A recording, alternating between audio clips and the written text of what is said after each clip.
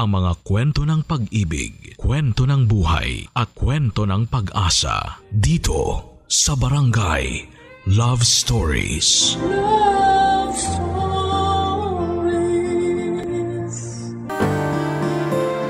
Mahirap turuan ng puso na tanggapin ang isang tao sa buhay natin ng ganon kabilis.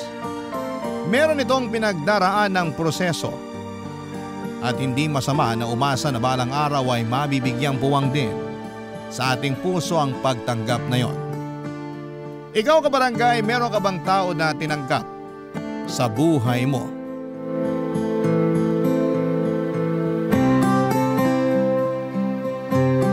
Dear Papa Dudut, meron ba kayong tao na hindi ninyo gusto dahil galit kayo sa kanya? Ako kasi ay meron. At yon ang stepfather ko. Pero bago ko ikwento sa inyo isa-isa ang mga dahilan kung bakit hindi ko siya gusto at galit ako sa kanya. Pabati muna ng isang magandang tanghali sa inyong lahat, avid listener at certified kabarangay na talaga ako since nadiskubre ko ang programa ninyo na Barangay Love Stories noong pandemic. Marami akong natutuhan sa mga kwento ninyo lalo na pag ito ay tungkol sa pamilya. Kaya nga na-inspire ako nito na magbahagi ng storya ko. Tawagin niyo na lamang po ako sa pangalang Lilibet. 31 years old at nagtatrabaho bilang loan officer sa isang bangko sa Quezon City. Pero ang kwentong ibabahagi ko ay magsisimula noong 20 years old ako. Noong edad kong yon, ay may pinakilala sa akin ang mama ko na lalaki. Si Sergio na boyfriend daw niya. Pero imbes na matuwa ay nagalit ako sa mama ko dahil para sa akin ay wala siyang karapatang pumasok sa isang relasyon matapos siyang lokohin at iwan ng tatay ko noong 8 taong gulang pa lamang ako. Hindi sila kasal at matagal na silang hiwalay. Papa's girl ako pero lumaki ako sa poder ng mama ko. At sa paglipas nga ng panahon ay napatawad na ng mama ko ang papa ko at piniling maging civil ang relasyon nila sa isa't isa. Kahit na may sarili ng pamilya ang tatay ko.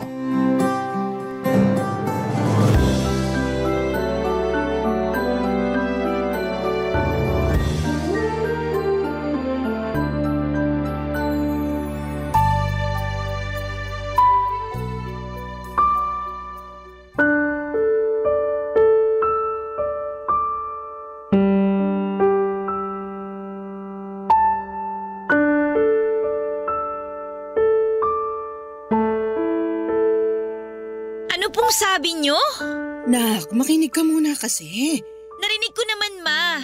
Hindi lang ako makapaniwala na naghanap pa kayo ng ibang lalaki. Ay, kinadismay ako pa. Kayo na nung seryo na yon. Paano na po si Papa niyan? Pamilyado na ang Papa mo. May mga anak na nga sila ng kinakasama niya, hindi ba? Tsaka matagal na kaming hiwalay. Oo nga po, pero umaasa pa rin ako na baka magkabalikan pa rin kayo. Lalo ngayon na lagi sila nag-aaway ng kinakasama niya. Anong ibig mo sabihin? Kinuwento lang sa akin ng kapatid ko sa chat. Pero hindi pa rin yung garansya na magkakabalikan kami. Wala na nga kaming nararamdaman sa isa't isa eh. Wala kasi pinagpalit nyo na siya sa seryo na yon. Aminin nyo na kasi yung totoo. Hindi ko pinagpalit ang Papa mo. Siya nga yung unang nagloko sa amin eh. Siya yung unang nang iwan at ng babae. Pero wala na rin kayo pinagkaiba sa kanya. Anong walang pinagkaiba sa kanya? Dahil lang ba nagka-boyfriend ako? Ganun na nga po. Ano ba kasing hindi mo maintindihan sa sitwasyon? Si Sergio ngayon ko lang nakilala. Kami ng Papa mo matagal nang hiwalay. Kahit na. Para sa akin ganun na din po yun. Galit ka lang sa nangyari kaya ganyan ka magsalita. Hindi lang po ako galit. Sobrang sama din po ng loob ko sa inyo. Gusto nyo kasing palitan sa buhay ko si Papa. Papa mo pa rin siya. Hindi ko siya tinatanggalan ng karapatan sa'yo. Mabait naman si Sergio. Siguradong magugustuhan mo siya pag nakilala mo siya ng gusto. Basta bigyan mo muna siya ng pagkakataon. At bakit ko naman gagawin yun? Para makuha niya yung loob ko at lalo ako mapalayo sa papa ko? Lilibet naman, bakit ba ganyan ka? Kung makapagsalita ka sa akin parang ang laki-laki ng kasalanan ko sa'yo ah. Malaki talaga! Wala akong ginagawang masama. Hindi ako katulad ng papa mo na naglukot ng iwan dahil pinagpalit niya tayo sa iba. Bakit nung siya? Mabilis mo lang napatawad. Pero ako na nanay mo na sinaktan niya, pinaiyak, ininsulto nung mga panahong yon. Ako na nanay mo na mag-isang nagpalaki sa'yo at nag-aruga. Ganyan mo tratuhin ngayon porque nagka-boyfriend lang ako? Nangako kayo sa akin na hindi kayo magbo-boyfriend. Pero hindi niyo yun tinupad. Tapos magtataka kayo kung bakit ako ganito sa inyo ngayon? Pero hindi pa rin sapat na dahilan yon. Sapat na dahilan yun, Ma. Alam ko na hindi na mabubuo ulit yung pamilya natin. Buo naman ang pamilya natin kahit nung dalawa lang tayo, di ba? Pinaramdam ko naman sa yung pagmamahal ng dalawang magulang. Bonus na lang na maayos ng relasyon namin ng papa mo. Alang-alang sa'yo kaya nakakasama mo na siya at nakakausap. Kaya ano bang sinasabi mo na hindi buong pamilya natin? Para sa akin, hindi pa rin normal ang pamilya natin. Ang gusto kong pamilya yung katulad sa mga kaibigan ko at sa mga kaklase ko. Yung magkasamang tatay at nanay nila sa iisang bubong. Ganun naman tayo dati bago naglukong tatay mo, di ba? Mas pinili niya yung babae niya kaysa sa atin kaya hinayaan ko na lang siya. Di umamin din kayo? Anong inamin ko? Na hinayaan nyo na lang na lumayo sa atin si Papa. Ano bang pinagsasasabi mong bata ka? Siguro nga kayo talaga yung may kasalanan kung bakit siya ng babae. Ano? Hindi totoo yan! Talaga lang ha? Diba? Kulang na lang ipagpalit nyo noon yung pamilya natin sa trabaho nyo. Kaya nga kayo lagi nag-aaway ni Papa Kasi nagkukulang na kayo sa kanya. Hindi totoo yan! Kung may naging pagkukulang man ako sa kanya, hindi pa rin yun sapat na dahilan para maglukos siya. Tsaka, wala kang karapatan na pagsalitaan ako ng ganyan dahil hindi mo alam yung sakit na pinagdaanan ko ng mga panahong yon. Kung may alam ka lang, kakarampot. Kaya ayusin mo yung pananalita mo sa akin, Lilibet. Papa Dudut, matagal-tagal din naman na naging single mother ang nanay ko bago niya nakilala si Sergio. Super close kami as in. Hindi lang kami magnanay, mag-best friend din ang turingan namin sa isa't isa. Kaya nagalit ako ng husto sa kanya nung naging sila ni Sergio kasi nangako siya sa akin noon na hindi na siya magkakaroon ng karelasyon. Tapos mamukat-mukat meron siyang pinakilala. Kaya nga kahit anong paliwanag niya ay hindi ko siya pinakinggan. Nagalit ako sa kanya kasi sinira niya ang pangako niya sa akin. Nagtampo ako at nagrebelde pero patuloy pa rin nakiusap sa akin ang mama ko na huwag ko siyang tratuhin ng ganon dahil nasasaktan siya. Kaya lang mas nasasaktan ako ng mga panahong yon at para sa akin yung nararamdaman ko lang ang mahalaga.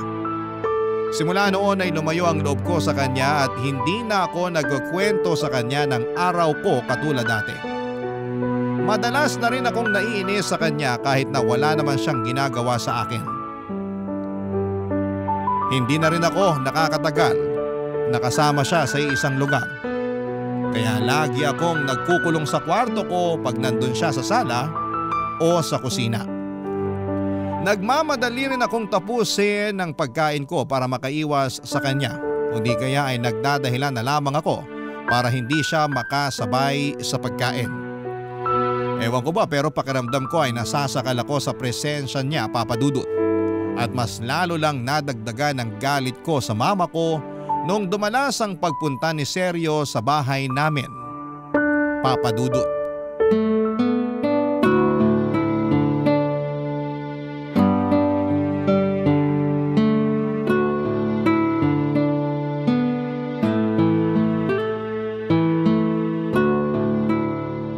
Sa palagay mo, magugustuhan ni Lilibet tong niluto kong sinigang na salmon? Oo naman, paborito niya yan. Alam mo kasi mahilig sa isda yung anak kong yon. At salmon ang paborito niya. Sunod yung bangus tsaka tulingan. Ganun ba? Nakakatuwa naman kasi bihira lang sa mga kabataan yung mahilig sa isda Madalas kasi karne ng baboy o manok. Kumakain din naman siya nun pero mas gusto niya talagang isda. Nung bata yun, pangarap pa nga niya maging isda. Talaga? Oo, ang weird pero pinagbigyan ko na lang. Binili ko ng costume ng isda. Katulad ng mga sirena? Hindi, buntot lang naman yun Pero yung kanya, simula ulo hanggang paa isda talaga. Mukhang seryoso talaga siya sa pangarap niyang maging isda. Oo, kaya tawang-tawa ako pag naaalala ko yun. Papakita ko sa iyo yung picture niya mamaya pagkatapos natin kumain. Oh, Nak, nandiyan ka na pala. Pasok na po ako sa kwarto. Ha? Mamaya na, maupo ka na muna rito para kumain. Busog pa po ako. Lilibet naman, paanong busog ka pa naririnig ko na yung tiyan mong kumakalam, tsaka nagluto ang Tito Seryo mo ng sinigang na salmon, di ba paborito mo yon? Oo nga naman, sabi ng mama mo, paborito mo yung sinigang na salmon at namimiss mo na raw kumain nun. Kaya nagluto ako para sa'yo. Paborito ko nga at namimiss ko nga kumain pero hindi ako kakain kasi luto mo. Lilibet! Totoo naman Akala niyo ba makukuha niyo ako sa pagluluto niya ng paborito kong pagkain? Wala namang masama dun dahil gusto lang namang mapalapit sa'yo ng tito mo. Ayoko nga sabi, di ba? Ayoko mapalapit sa kanya. Huwag mo naman sagutin ng ganyan ng mama mo. Mama mo pa rin siya. Wala kang pakialam. Sino ka ba? Lilibet! Hindi kita pinalaking bastos. Ayusin mo pagsagot mo sa tito mo. Hindi ko siya tito, no? Masyado kayong trying hard na ipagsiksikan sa buhay ko yung boyfriend nyo.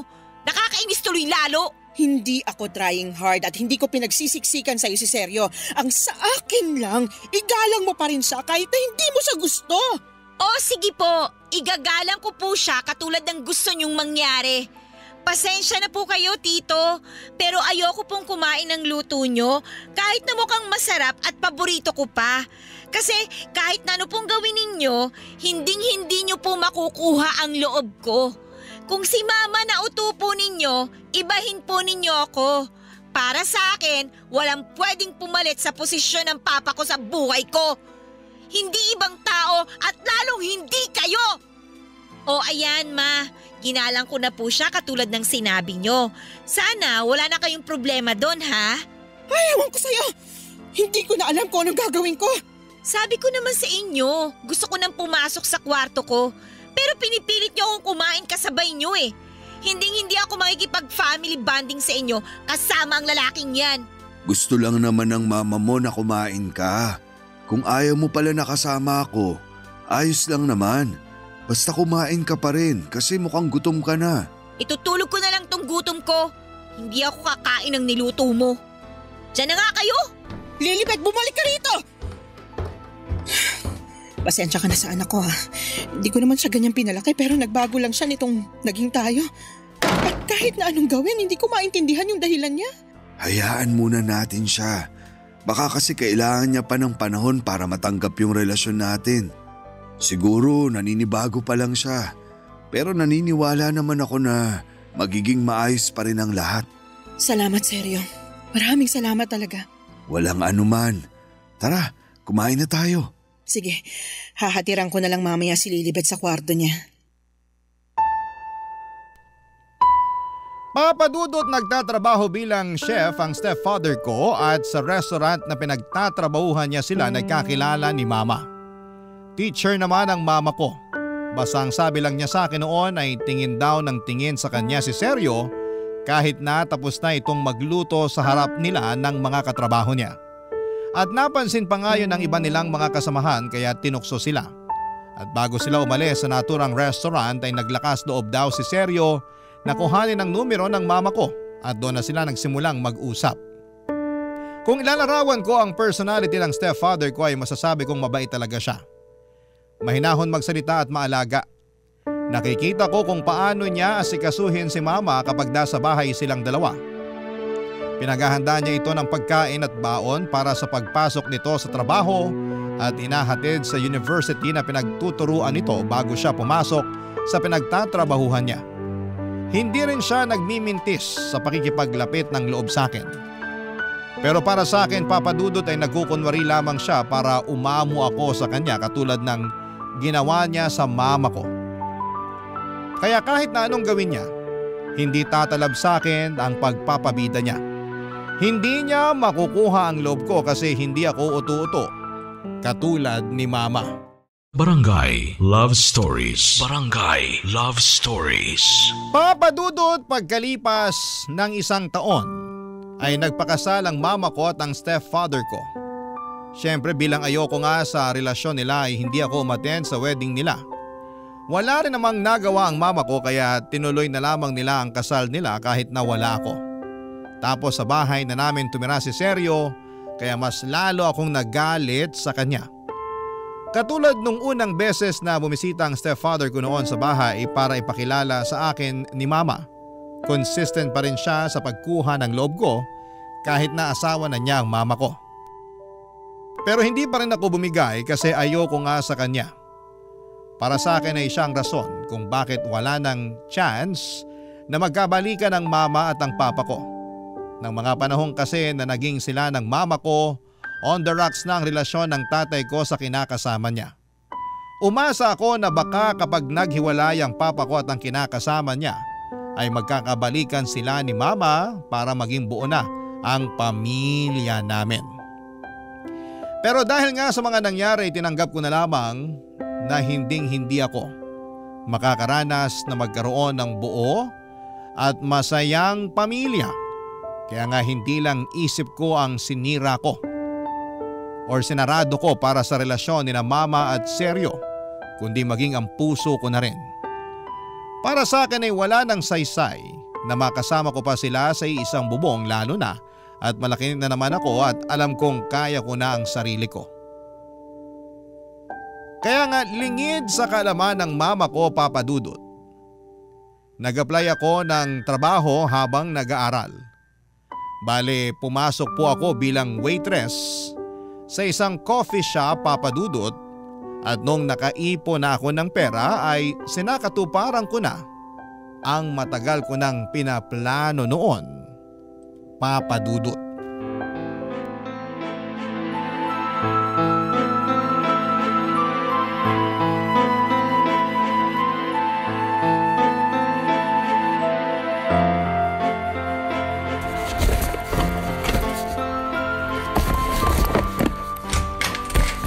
Nak, saan ka pupunta?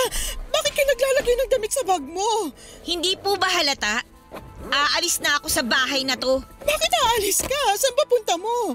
Wala na po kayo doon, no? Tsaka, ang lakas naman ng loob yung tanungin ako kung bakit ako aalis.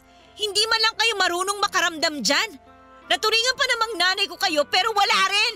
Dahil ba to sa pagpapakasal namin ni Seryo? Ano pa nga ba? Yun lang naman yung problema natin dito di ba? Nagmamahalan kami. Ano bang mali doon? Maling-mali yun kasi nagpatali ka na talaga sa kanya. Hanggang ngayon ba naman pinipilit mo pa rin na magkakabalikan kami ng papa mo? Oo! Umaasa pa rin ako pero sinira nyo na yung pag-asang yun. Kaya ngayon nakasal na naman kayo, mas maganda siguro kung bumukod na ako. Hindi mo naman kailangan bumukod Pwede tayong magsama-sama rito. Ayoko nga kayo makasama, di ba? Hindi ko nga matagalan ang presensya ng Seryo na yun pag nandito sa bahay nung hindi pa kayo kasal Tapos ngayon na mag-asawa na kayo, mas lalong ayoko na tumira dito kasama kayo. Ilang beses ko bang dapat sabihin na mabait si Seryo? Kahit ilang beses mo siyang binastos, ni minsan hindi siya nagalit sa'yo. Pinagpapasensyahan ka niya dahil desidido siyang makuha ang loob mo. O anong gusto niyong gawin ko? Sana sinubukan mo man lang natanggapin siya bilang stepfather mo. Sana binigyan mo siya ng chance na patunayan ang sarili niya sa'yo. Hindi ko nga kailangan ng bagong tatay, di ba? Meron na akong tatay.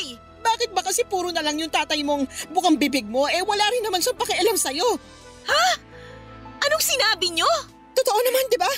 Kailan ba yung huling beses na nakapunta ka sa bahay nila? Tsaka sabi mo, ayaw sa'yo nung kinakasama niya. Madalas ka pang paalisin kaya sabi ko pag inulit niya pa yon, ako nang makakalaban niya. Kahit na mukhang wala nang pakialam sa akin ng papa ko, hindi pa rin dahilan yung para pilitin niyo ako mapalapit sa asawa ninyo. Nak naman, ba't pa kasi ganyan ka? Bakit ang tigas ng puso mo sa stepfather mo? Kahit man lang sana alang-alang sa akin, subukan mo siyang kilalanin. Bakit ko gagawin yun? Hindi niyo nga ako iniisip nung naging kayo, di ba? Baka nakakalimutan niyo, ma. Nangako kayo sa akin na hindi na kayo makikipagrelasyon. Pero bakit may pinakilala na lang kayo na boyfriend ninyo? Sinira niyo yung pangako niyo sa akin Tapos ngayon gusto niyo tanggapin ko yung asawa niyo sa buhay ko bilang stepfather ko? Sinubukan ko namang tuparin yung pangako ko sa iyo Kaya nga ilang taon din akong hindi nagkaroon ng karelasyon kasi nag-focus ako sa pagpapalaki sa iyo. Bakit bigla niyo naman sinusumbat sa akin ang bagay na yan? Ginusto niyo rin naman na palakihin ako, di ba? Kung ayaw niyo pala, di sana binigyan niyo na lang ako sa papa ko. O di kaya naman niligaw niyo na ako sa kalye nung bata pa lang ako. Ano bang pinagsasasabi mo? Hindi ko magagawa yun sa'yo dahil anak kita. Tsaka ikaw na lang ang meron ako kaya bakit kita ibibigay dun sa tatay mong nang iwan sa atin? Ewan ko sa inyo, ma. Mukhang kahit na anong gawin ko, hindi niyo talaga maiintindihan yung nararamdaman ko. Kaya tama lang talaga ang desisyon ko na umalis sa bahay na to. At saan ka naman pupunta kapag umalis ka? Nag-aaral ka pa, Lilibet? Hindi mo pa kaya ang sarili mo. Yun ang akala nyo. Palibasa kasi maliit na bata pa rin yung turing nyo sa akin eh. Ipapaalala ko lang sa inyo, Ma. Malaki na ako at may kakayanan na ako magdesisyon para sa sarili ko. Tsaka kumikita na rin naman ako ng pera dahil may trabaho na ako. Ano? At anong klaseng trabaho yan? Nagtatrabaho ako bilang waitress sa isang coffee shop para makaipon ng pera at makalis na sa bahay na to. Bakit di mo lang sinabi sa akin? Bakit ko naman sasabihin sa inyo? Kasi mama mo pa rin ako. Kahit nagalit ka sa akin, dapat sinasabi mo pa rin sa akin yung mga ginagawa mo. Di ba, ganun ka naman sa akin noon? Noon yun, Ma. Pero hindi na ngayon. Malaki na ang pinagbago ko kasi kayong nagtulak sa akin na lumayo ang loob sa inyo. Kaya hindi niyo ako mapipigilan ng umalis sa bahay na to kasi ayaw ko na nga kayong kasama. Lalo na yung asawa nyo. Papa Dudut, hindi ko pinakinggan ang iyak at pakiusap ni Mama ng mga panahong yon. Naging matigas ang puso ko para sa kanya nang ituloy ko ang pag-alis ko sa bahay namin. Para po sa akin, yun ang unang hakbang ko para maging malaya sa pamilya naming matagal na rin namang wasak. Tumuloy ako sa isang maliit na apartment kung saan ay naging roommate ko doon ang kaklase ko. Nag-working student ako at kahit na mahirap sa akin na walang nanay na nag-aasikaso ay tiniis ko pa rin para lamang mapangatawanan ang pag-alis ko sa amin.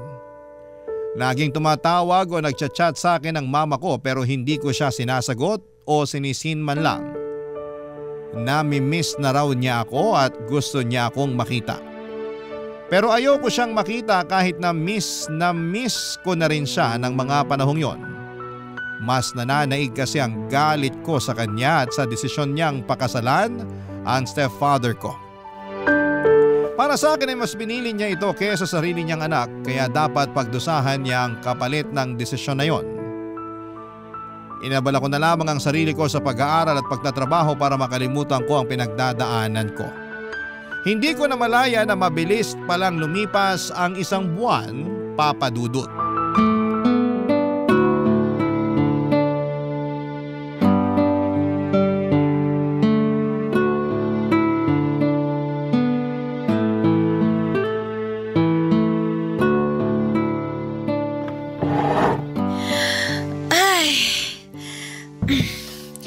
Sa wakas, nakaupo rin.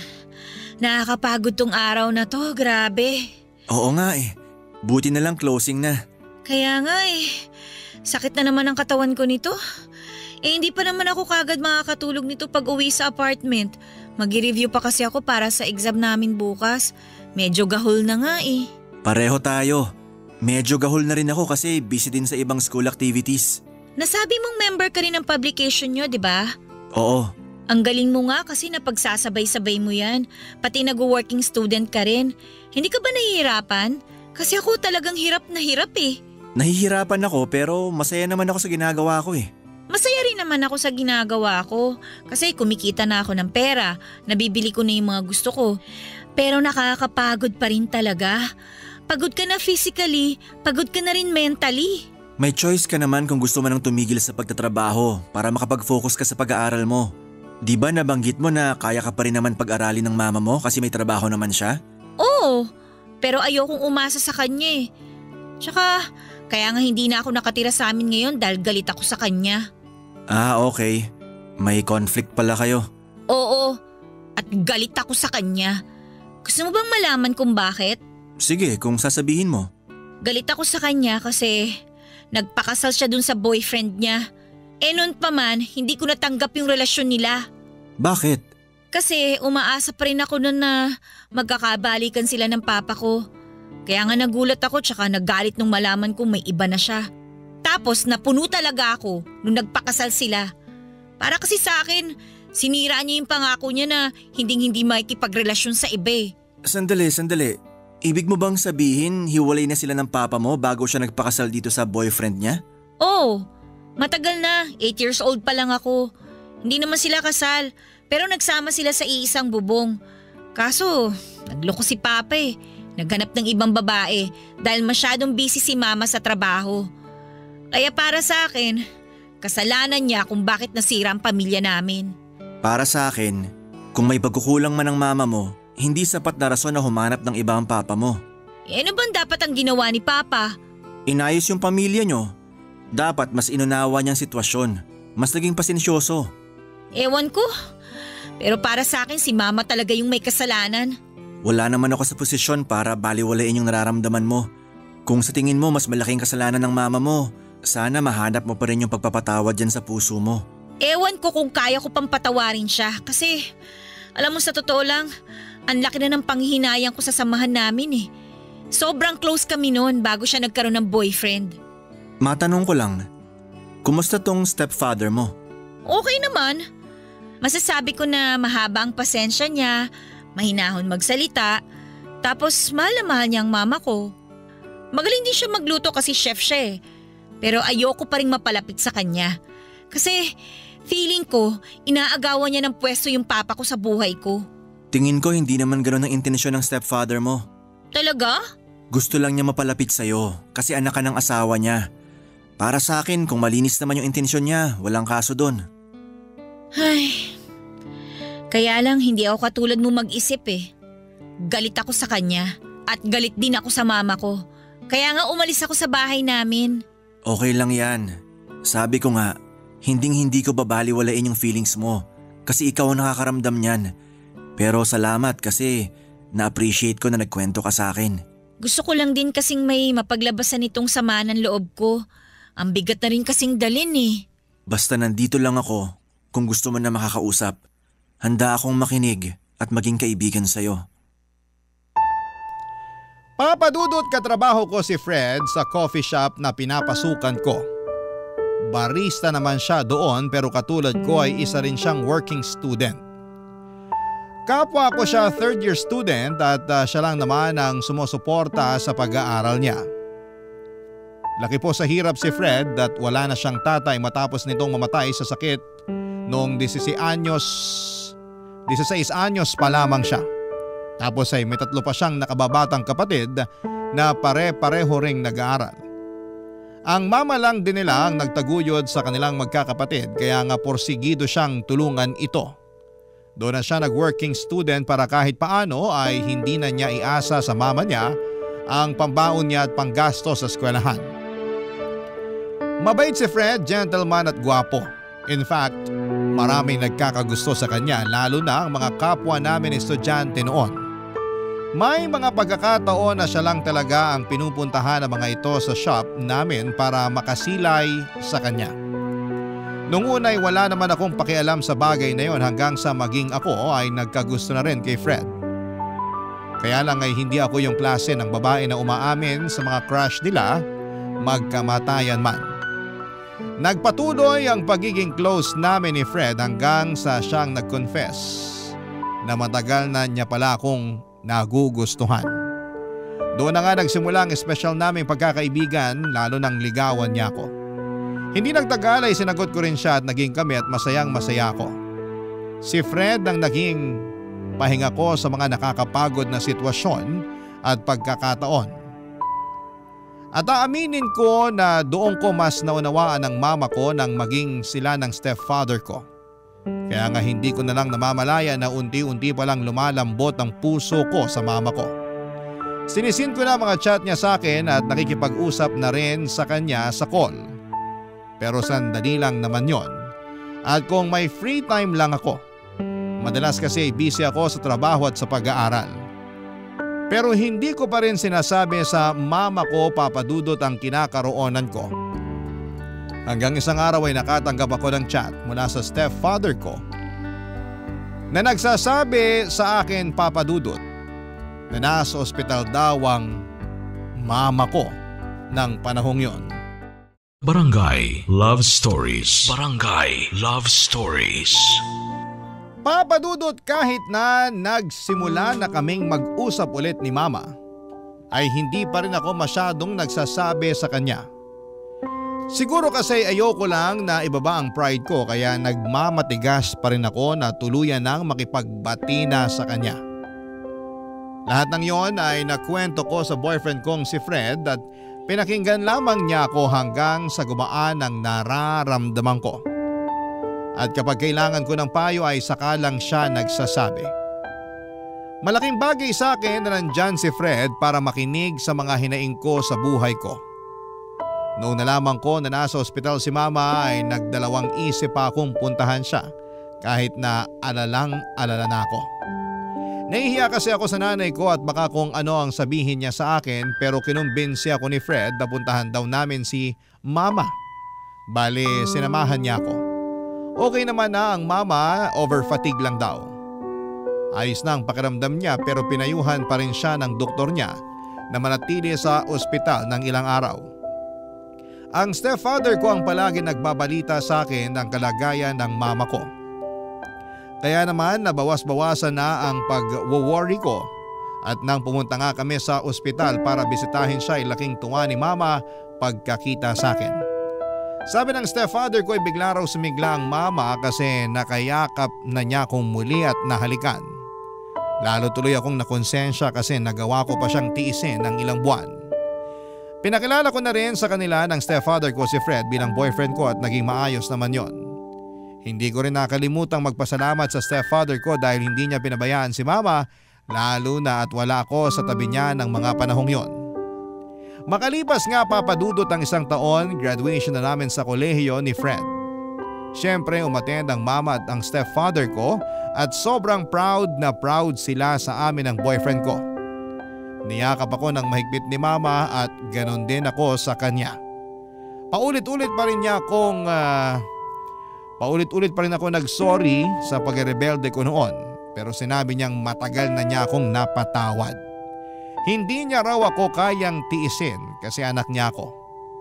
Niyakap ko rin ang stepfather ko bagaman nandun pa rin ang pagkailang. Pero lalo kong napatunayan sa sarili ko na mabait talaga siya. Mapagkalinga at hindi marunong magtanim ng galit. Mabilis na lumipas ang 6 na taon na engaged na kami ni Fred after 3 years of living together. Plano na naming magpakasal sa susunod na taon. Simple lang naman ang proposal niya at ginawa niya yon sa movie date namin sa nirerentahan naming apartment 1 week after my 28th birthday. Pero hindi ako kaagad nag-post sa social media dahil sinulit muna namin ni Fred ang sandaling yon. Kaso syempre excited kami kaya naman plinano na namin lahat-lahat hanggang sa mga guest namin at role na gagampanan nila sa wedding namin. Church wedding ang gusto namin at alam ni Fred na pangarap ko ang ganong klase ng kasal. At kahit hanggang bago matulog ay nag-uusap pa rin kami tungkol sa kasal namin. Tapos may bagay na bumabagabag sa akin ang mga panahong yon. Dahilan para masabi ko ito sa mapapangasawa ko, Papa Dudut.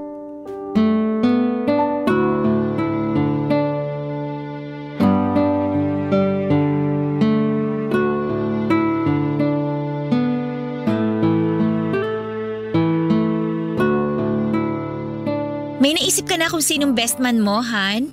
Oo, yung best friend ko si Luis. Naku, siguradong matutuwa yun. Sigurado yan. Tagal na nun hinihintay na ikasal tayo. Tapos inunahan na ako na siya raw dapat ang best man ko. Ikaw, may mga listahan ka na ba ng mga bridesmaid mo? May naiisip na ako pero tingnan ko pa rin kung sino yung makakapunta. Yung iba kasi nasa malayong lugar na nakatira tsaka nagtatrabaho. Karamihan sa kanila mga classmate ko nung college na naging kaibigan at parang kapatid ko na rin. Oo, tama rin naman. Pero bukas ko na iisipin kung sino-sino ang gusto kong maging groomsmen. Kaya nga, masyado tayong excited. Siyempre, sa wakas, mapapakasalan ko na yung babaeng mahal ko. Nako, kahit kailan, napaka-bolero mo talaga. Hindi kaya yun bola. Pagsasabi lang yun ng totoo. Oo na. Kahit kailan, napaka-sweet talaga ng boyfriend ko. Correction! Fiancé mo na ako. And soon to be your husband. Hindi na ako makapaghintay na matawag kang my husband. Ako rin. Tapos ikaw naman tawag ko sa'yo, my wifey. Parang habang tumatagal, lalo tayo nagiging corny, no? Ganon naman talaga pag in love. Oo na. Pero, kailan mo pala planong sabihin sa mama at stepfather mo yung tungkol sa engagement natin? Kailangan ba talaga? Hindi ko pa alam eh. Gusto ko sana silang sorpresahin at gawing extra special yung pagpapaalam ko sa engagement natin. Magandang idea yan. Basta sabihan mo lang ako ng pwede kong maitulong. Okay. Ay, Lalim nun ah. May problema ka ba, Han? wala naman. May iniisip lang. Pwede mong sabihin sa akin? Tungkol sa stepfather ko. Kung ano man yon, handa akong makinig. Hanggang ngayon kasi, hindi pa rin ako makapaniwala na magiging okay kami. 'Di ba? Natatandaan mo nun kung gaano ako kagalit sa kanya? Oo, natatandaan ko nga yun. Sinabi ko pa nga sa sarili ko na hindi niya makukuha yung loob ko. Na kahit na ano pang gawin niya, hindi niya mapapalitan sa buhay ko ang papa ko. Pero mali pala ako. Kasi sa paglipas ng mga taon, napalapit na lang yung loob ko sa kanya. Di ko na malayan. Nung unang beses ko palang nakita yung stepfather mo dun sa ospital, ramdam ko na mabait siyang tao. Nakita ko yung pagmamahal at pag-aalala niya sa mama mo. Kahit na mukhang puyat at pagod na rin siya sa pagbabantay. Tapos nung nagkakwentuhan kami, sinabi niya na takot siya nung sinugod niya sa ospital ang mama mo matapos mawala ng malay sa bahay niyo. Talaga? Oo. Sinabi niya na hindi niya kakayanin sakaling mawala sa kanya yung babaeng pinakamamahal niya. Ramdam na ramdam ko yung takot at sensiridad niya. Kaya alam ko na nasa tamang tao ang mama mo. Tapos ako naman nagtanim ng galit sa kanya. Kasi akala ko sinira niya yung tsansa na magkakabalikan sina mama at papa. Kung tutuusin, wala naman talaga siyang sinira dahil matagal nang sira ang pamilya namin pagkatapos ngang magloko ni papa. Hindi ko lang talaga matanggap na ginawa yun ng papa ko sa mama ko. Lalo na't close kami. Papa's girl talaga kasi ako eh. Pakiramdam ko tuloy, sama-sama akong anak. Nakaraan na naman yun. Nakapag-sorry ka na rin sa kanilang dalawa at maayos na rin ang relasyon niyo sa ngayon. Kaya nga masayang masaya ako kasi nahanap mo dyan sa puso mo yung pagtanggap at paghingi ng tawad. Ewan ko ba? Minsan naisip ko, hindi ko deserve magkaroon ng stepfather na kasing bait ni Seryo. Deserve mo. Kaya nga nagkakilala sila ng mama mo at naging mag-asawa. Salamat Hana sa pagpapagaan mo ng loob ko. Walang anuman. Basta isipin mo lang na pwede ka pang bumawi sa kanila ng mama mo. Kasi kahit na mag-asawa na tayo, sila pa rin naman ang magulang mo. Oo, babawi talaga ako sa kanila, lalong-lalo na sa stepfather ko.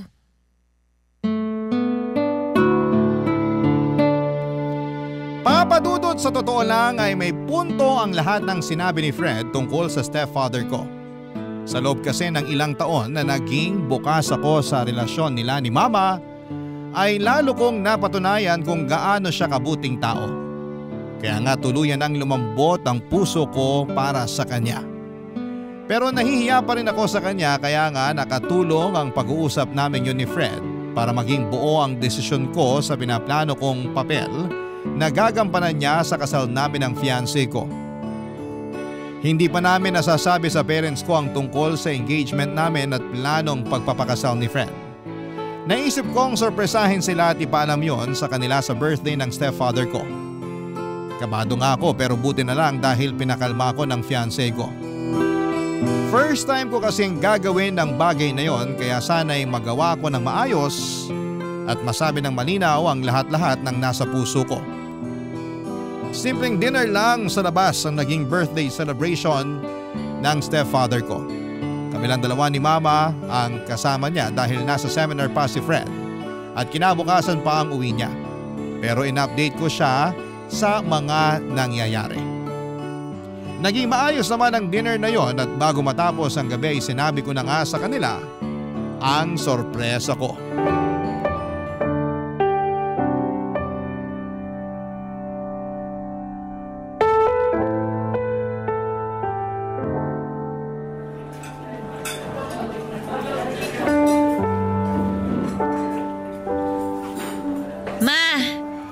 Sasabihin po pala ako sa inyo ni Tito Seryo.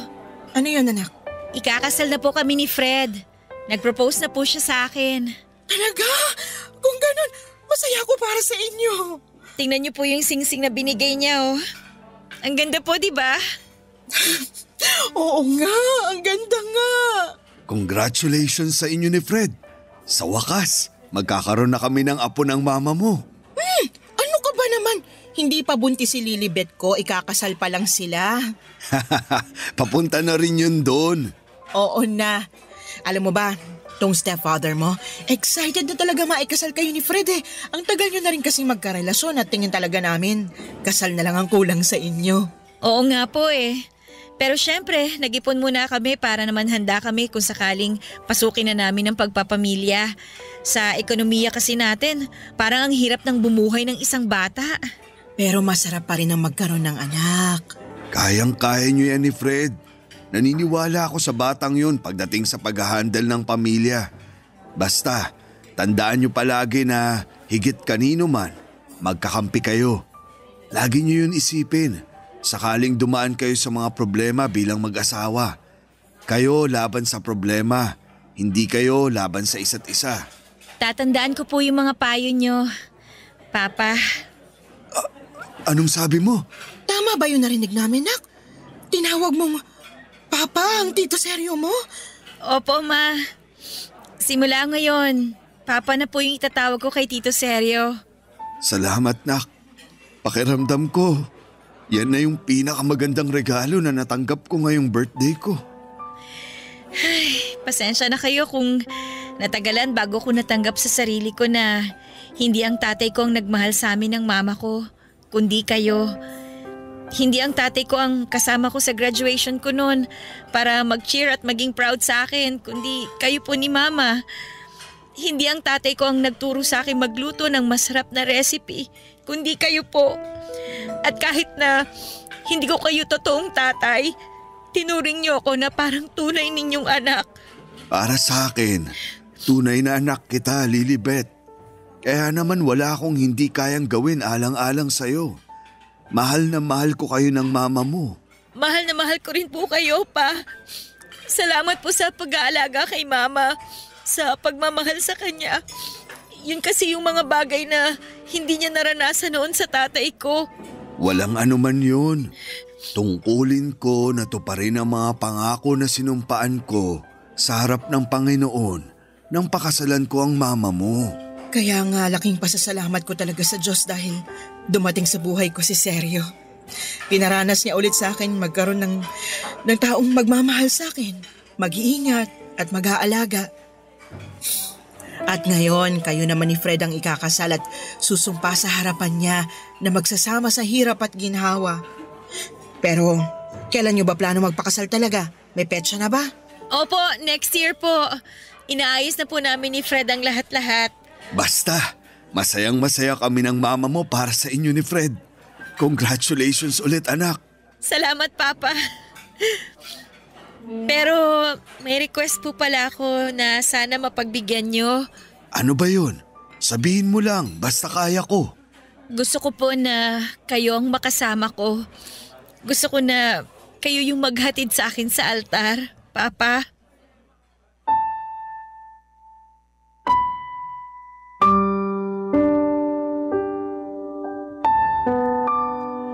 Papadudot, nakita kong nangilid ang luha sa mga mata ng stepfather ko nang sabihin kong gusto ko na siyang maghahatid sa akin sa altar, papunta sa mapapangasawa ko. Naiyak din si Mama kasi pareho nilang hindi ine-expect ang bagay na yon. Pero desidido na akong ibigay sa kanya ang tungkuling yon, lalo na siya ang itinuring kong best man sa buhay ko, sunod sa aking asawa na si Fred. Hindi nagtagal ay kinasal kami ni Fred at yon ang pinakamaligayang araw ng buhay ko. Sa kasalukuyan ay buntis na ako sa second baby namin ni Fred at masayang masaya ang mga magulang ko dahil nga nagkaroon na sila ng mga apo sa amin.